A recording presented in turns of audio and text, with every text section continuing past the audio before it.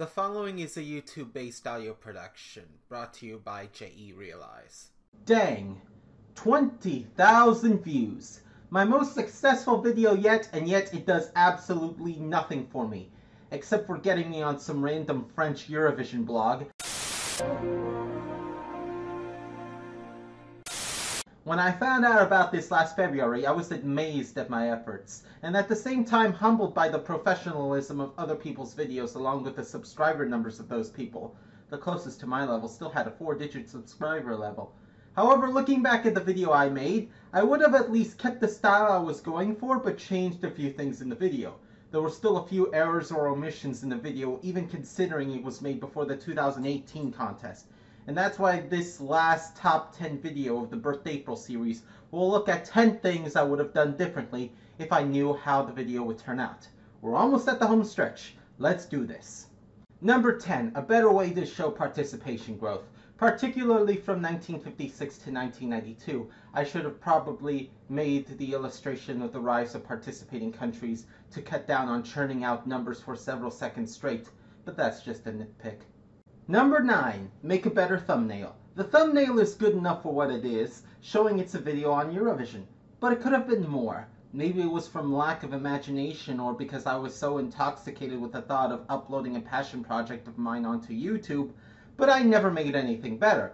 Luckily, the Olympics video has a better thumbnail, right? Number 8, I should have mentioned why Switzerland winning the first contest was ironic. Here's the deal. The 1956 contest voting results were not, and still have not been, released to the public. Only the winner was announced, that being Switzerland.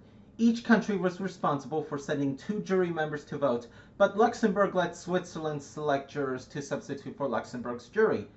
I kind of hinted this on a different slide, but it may have been overlooked by some. Also, this was the only contest where countries could vote for themselves. Switzerland had 2 jurors from its country, and another 2 from Luxembourg. Pure speculation, but I don't think Switzerland's win or the non-reveal of the voting patterns was a coincidence. Number 7, the introduction of the language rule. A lot of confusion exists when I mentioned the language rule, with people saying the rule was introduced the year before ABBA won, and that Sweden sang in English in 1974, not 1965. This is what happens when you don't enunciate. The script I wrote said the language rule introduced after 1965 was put on hold from 1973 to 1977. I guess we're both at fault here. Except for that person who said Sweden didn't sing in English in 1965. They did. The song's called Absent Friend. I listened to it. It was definitely sung in English. Number 6. Not mentioning countries can't vote for themselves. This seems like second nature to a Eurovision fan, and I forgot to include it. I thought it would have been obvious, but I guess I should have paid attention to my own biases there. No, countries can't vote for themselves, and residents of a country can't vote for their own country. Number 5, the 3 minutes picture. At one point when talking about the time limit for songs, I brought up a picture of the performance of 3 Minutes to Earth, Georgia's 2014 song.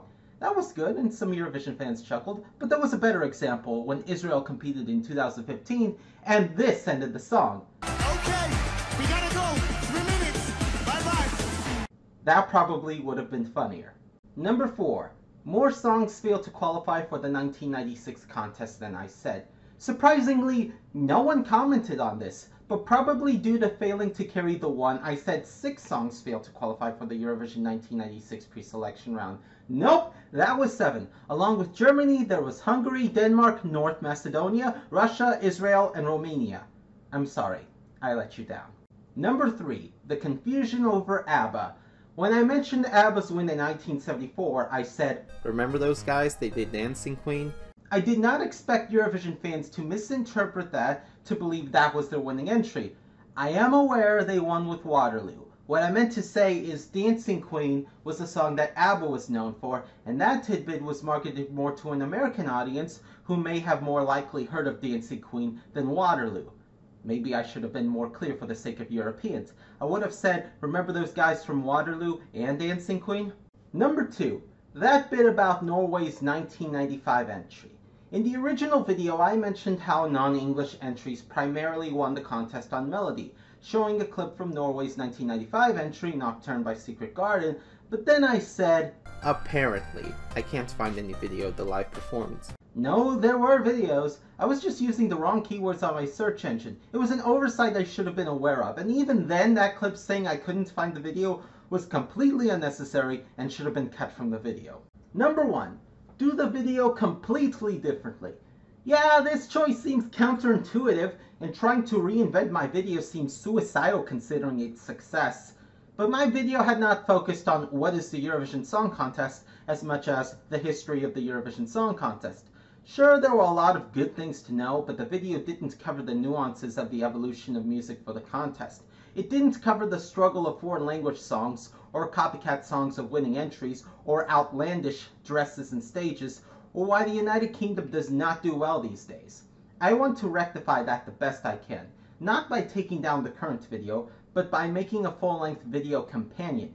As an American, I want to show people from my country what the contest really is, so they go in prepared. That's kind of my main goal. Maybe not getting America into the contest proper, think of the backlash, but getting enough of a population invested in it, and maybe create an equivalent on American soil made by Americans for Americans. Then again, many critics say it can't be done. I'd like to test that theory.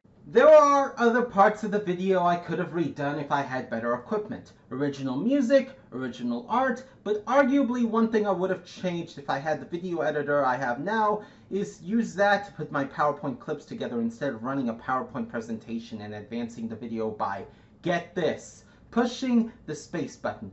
I was recording audio too, so those clicks were also audible. Whoops. Well, here we are. One more day. What the hell? Georgia, not now! Tomorrow's the final day of Birthdapril, and it's just going to be a send-off. I appreciate all the love and support for my channel over the past few weeks, and I hope it continues well after my birth month. This is J.E. Realize, and farewell.